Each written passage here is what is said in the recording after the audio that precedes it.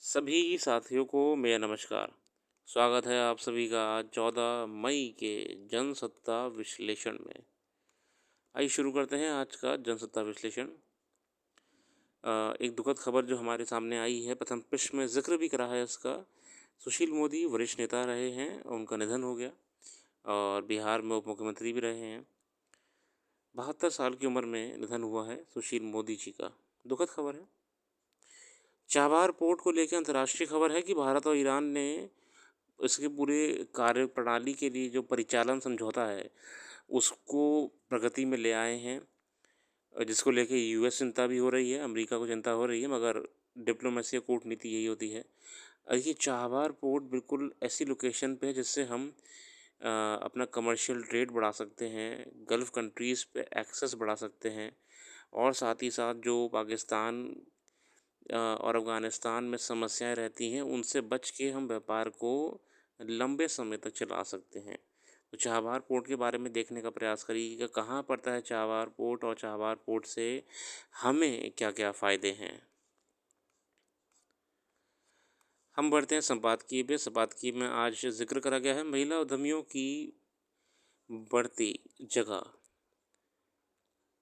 आर्थिक क्षेत्र में नवप्रवर्तन करने, व्यवसाय और उद्योग में निहित विभिन्न अनिश्चितताओं तथा जोखिमों का सामना करने की योग्यता और प्रवृत्ति उद्यमिता है। जो व्यक्ति जोखिम वहन करते हैं उन्हें साहसी या उद्यमी कहते हैं। देश की लगभग आधी आबादी महिलाओं की है, लेकिन उद्योग, व्यापार, वाणिज्य जैसी आर्थिक गतिविधियों में उनकी सहभागिता बहुत कम है। इसका प्रमुख कारण महिला उद्यमिता का अभाव है। कई महिलाएं अपनी उत्कृष्ट उद्यमिता कौशल से क्षेत्र की तेजी से आगे बढ़ रही हैं।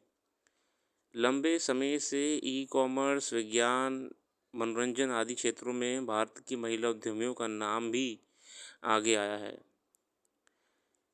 वर्तमान अर्थव्यवस्था के अनुसार साथियों, महिलाओं का योगदान और महिलाओं को जो रिप्रेजेंटेशन मिल रही है, ये बहुत ही अच्छी बात है। एक दशक पहले हुई आधिकारिक आर्थिक जनगणना से पता चलता है कि भारत में कुल उद्योगों में महज 14% नेतृत्व महिलाओं द्वारा करा जा रहा है। मतलब 14% उद्योगों पूरे उद्योग में मात्र 14% जो टॉप लेवल पे है महिलाएं हैं सिर्फ। दक्षिण के राज्यों की महिलाओं की हिस्सेदारी उत्तर भारत के राज्यों में तुलना में अधिक है। पिछले कुछ वर्षों में सरकारी योजनाओं ने लघु महिला उद्यमियों को सब्सिडी वाली और सुलभ पूंजी प्रदान करके उन्हें संभावित खरीदारों से जोड़कर कौशल और बाजार विकास सहायता, क्षमता निर्माण, वित्तीय साक्षरता और आसान सूक्ष्म वित्त तक पहुंच प्रदान करके महत्वपूर्ण रूप से सहायता की है ना। भारत सरकार भी कई प्रयासों के माध्यम से महिलाओं को आगे बढ़ाने का प्रयास कर रही है ना। कई योजनाएं शुरू करी हैं, कई योजनाओं पे काम चल रहा है ना। लेकिन फिर भी महिलाओं को कहीं ना कहीं आज भी समाज में व्यक्तिगत एवं जो समाज का ताना बाना बना हुआ है महिलाओं को लेके, उससे आज भी जूझना पड़ रहा है। कैसे?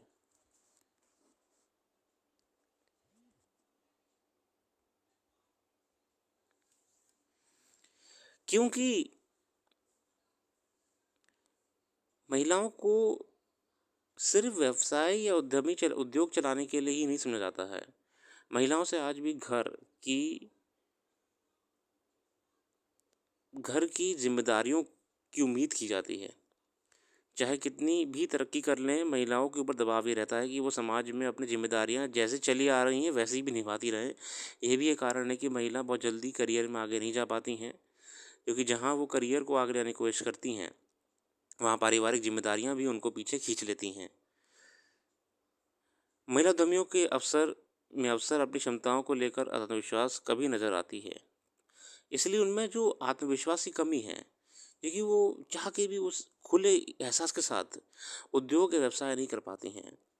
मेल जो होते हैं, पुरुष होते हैं, वो कहीं ना कहीं पारिवारिक जिम्मेदारियों से परे रहते हैं, अपना कमाते हैं, व्यवसाय करते हैं, है ना। महिलाओं पर जिम्मेदारी परिवार की हमेशा रहती है, यही समाज के ताने बाने में वो उलझ जाती हैं। बहुत ही अच्छा अच्छा लेख है महिलाओं और महिला उद्यमिता को लेकर। महिला उद्यमिता न केवल किसी देश के आर्थिक विकास की ज़रूरी है, बल्कि अत्यधिक व्यापक लैंगिक असमानताओं के कारण मौजूदा बंधनों को तोड़ने के लिए एक शक्तिशाली उपकरण के रूप में भी काम कर सकती है। देखिए जो सस्टेनेबल डेवलपमेंट गोल्स हैं, जो संयुक्त राष्ट्र द्वारा एसडीजी सस्टेनेबल डेवलपमेंट गोल जारी करे गए थे, उसमें लैंगिक असमानता ख़त्म करने की बात करी है, जेंडर इक्वालिटी की बात करी है कि जेंडर इक्वालिटी रहे।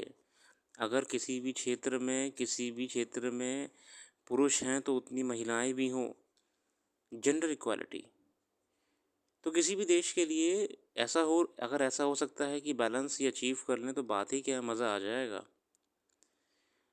और इसमें कोई दोहराए नहीं है, कंपनियां आजकल चाह रही हैं कि कंपनी के उच्च पदों पे महिला पहुँचें। महिलाओं का जो लीडरशिप स्किल्स होता है वो पुरुषों के मुकाबले ज़्यादा अच्छा माना गया है।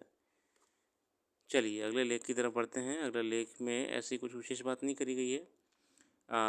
भारतीय आयुर् भारतीय आयुर्विज्ञान अनुसंधान परिषद यानी ICMR की आनुवांशिक संस्था राष्ट्रीय पोषण संस्थान ने अपने एक अध्ययन में बताया था कि जीवन शैली संबंधी आधी से अधिक बीमारियां खान पान में गड़बड़ी की वजह से होती हैं। अब उसी क्रम में ICMR ने लोगों को आगाह करते हुए कहा कि डिब्बेबंद खाद्य पदार्थों के ऊपर लिखी जानकारियाँ भ्रामक हो सकती हैं। मतलब ज़रूरी नहीं है कि जो आपके खाद्य पदार्थ में लिखा हुआ है कि 100% protein, 90% protein, provitamin, multivitamin, energy drink, energy bar वगैरह, वो इतना हेल्दी भी हो। इसकी हाल ही में बॉर्नवीटा के ऊपर एक्शन लिया गया कि वो हेल्थ ड्रिंक है ही नहीं, वो सिर्फ चीनी है। ऐसे ही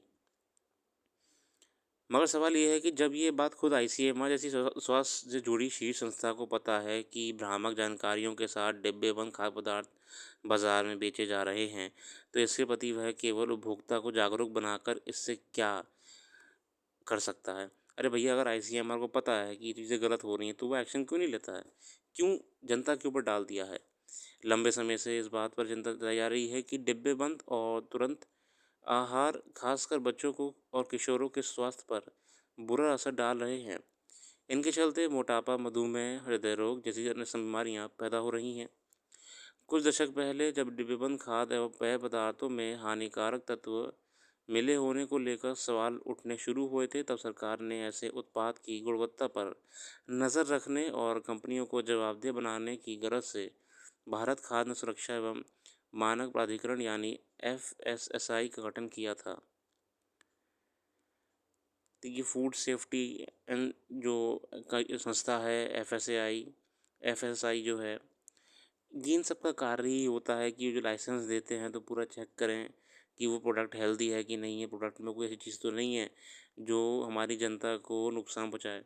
मगर दुर्भाग्य ये भी है कि जितने प्रोडक्ट मार्केट में सेल हो रहे हैं, FSSAI उसे लाइसेंस दे रही है।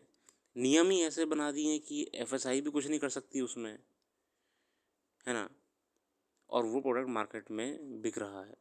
वो तो जब वो बहुत ही मीडिया हाइप हो जाता है किसी प्रोडक्ट को लेकर, जैसे बॉर्नवीटा को लेके हुआ था, तब जाके कुछ एक्शन लिया जाता है FSSAI द्वारा या फिर सरकार के द्वारा। वरना ये सब तो सिर्फ जागरूकता कर रहे हैं, ये भी एक सच है इस देश का। कायदे में सरकार को ही ये निर्णय लेना चाहिए कि ऐसे उत्पाद गलती से भी देश की जनता के पास ना पहुँचें जिनका स्वास्थ्य संबंधी हानिकारक प्रभाव हो। आगे बढ़ते देखते हैं और कौन से लेख आए हैं। बाकी साथियों, क्योंकि क्विक एनालिसिस है तो ज़रूरी नहीं है कि हम आपको पूरा डिटेल में कराएं, क्योंकि मैं जानता हूं कि बहुत से छात्रों का समय कीमती होता है।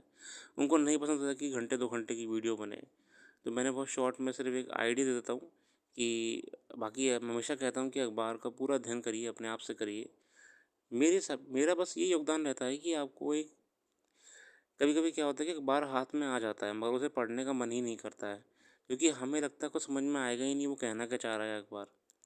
मेरा प्रयास है कि मैं बस सिर्फ आपके और अखबार के बीच में एक ब्रिज का काम करूं। बाकी पूरा अखबार खुद पढ़िए, अखबार में सारे आर्टिकल ज़रूरी होते हैं, ये निर्णय आप लीजिए। इसके अलावा जो भी करंट अफेयर्स यहाँ पर डिस्कस हम नहीं कर पाते हैं, वो हमने वेबसाइट में आपको बताई हुई है।